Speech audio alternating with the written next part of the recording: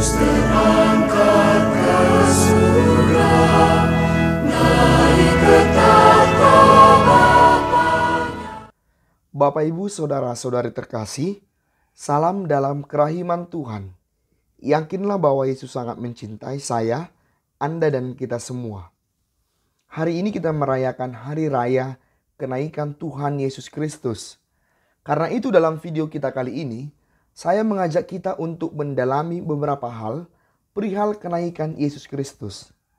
Dalam tradisi gereja Katolik, Hari Raya Kenaikan Tuhan Yesus ini dirayakan 40 hari sesudah Yesus bangkit. Hal ini bisa memunculkan berbagai pertanyaan. Benarkah Yesus naik ke surga setelah 40 hari ia bangkit? Kalau memang begitu, lantas kemanakah roh Yesus selama 40 hari sebelum dia naik ke surga? Apakah roh Yesus gentayangan sebelum dia akhirnya masuk ke surga? Tak jarang dari hal ini kemudian lahir keyakinan bahwa arwah orang gentayangan baru meninggalkan dunia dan keluarganya sesudah 40 hari meninggal karena mengingat kisah Yesus 40 hari naik ke surga. Benarkah hal tersebut? Bapak, Ibu, Saudara-saudari terkasih, perlu kita mengetahui bahwa 40 hari adalah masa liturgis.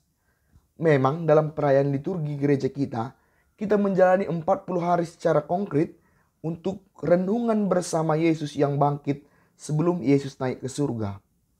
Namun ini bukan berarti bahwa secara historis Yesus memang 40 hari setelah bangkit baru naik ke surga.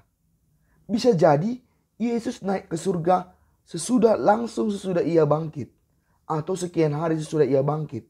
Ini adalah misteri Allah. Maka apa artinya 40 hari? Bagaimana kita harus mengerti mengapa disebut 40 hari? 40 hari adalah bahasa simbolis. Bahkan memang di awal kisah para rasul yang kita dengarkan dalam misa, bacaan pertama hari ini, dikatakan juga bahwa Yesus naik ke surga selama 40 hari. Tapi ingat, ini adalah bahasa simbolis.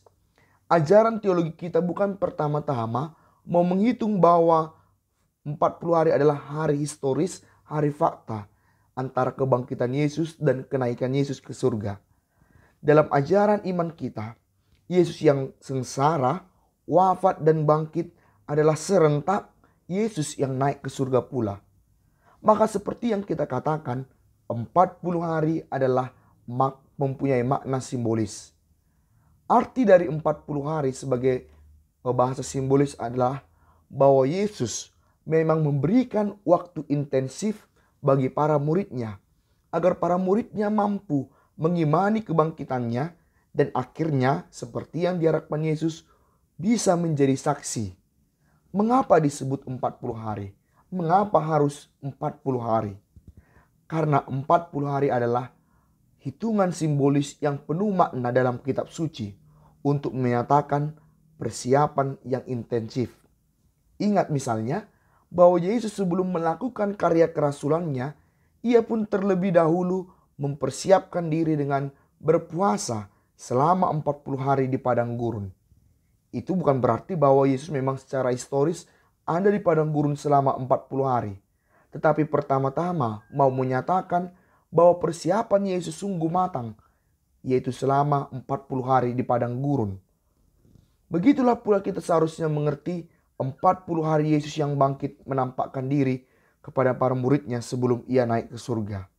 Maksudnya ialah bahwa Yesus memang mempersiapkan para muridnya dengan intensif agar para muridnya sungguh beriman dan mampu menjadi pewarta.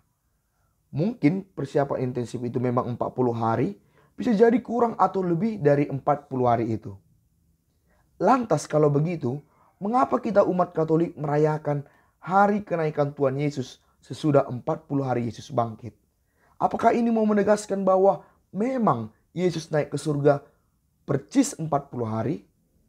Bukan terutama dalam hal itu. Dengan menjalani 40 hari sebelum kenaikan Yesus, bukan berarti gereja mau menetapkan secara kaku bahwa Yesus memang persis naik ke surga setelah 40 hari.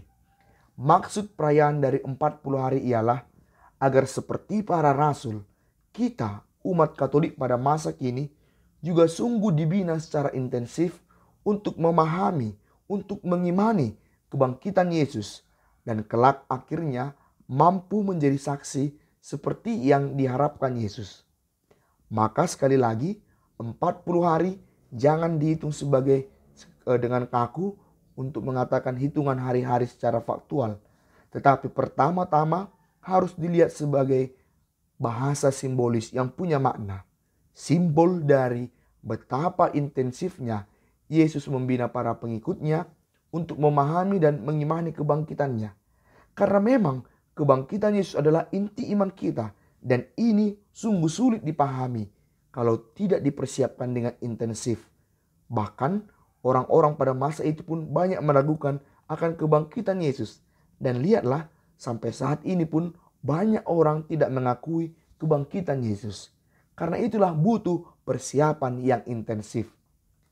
Satu kata kunci yang cukup menarik dari bacaan-bacaan pada hari raya kenaikan Tuhan ialah bahwa saat Yesus naik ke surga, para malaikat menegur para murid karena mereka terpana melihat ke atas menyaksikan Yesus naik ke surga.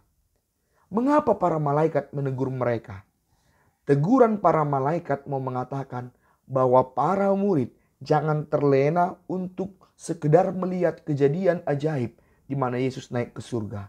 Para murid tidak hanya terpana, melainkan harus melaksanakan tugas sebagaimana yang diperintahkan Yesus sesaat sebelum ia terangkat ke surga.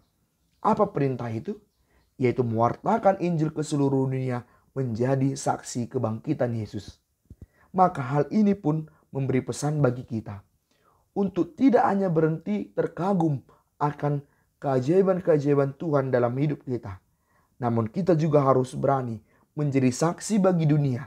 Dengan apa?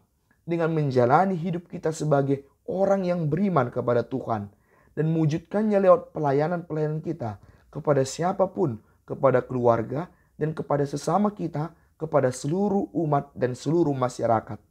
Semoga kita selalu mendengarkan teguran para malaikat bagi kita, agar kita tidak hanya terpana, melainkan sungguh dengan semangat dan teguh senantiasa menjadi saksi. Yesus, Engkau andalanku, maju. Sambil berlaku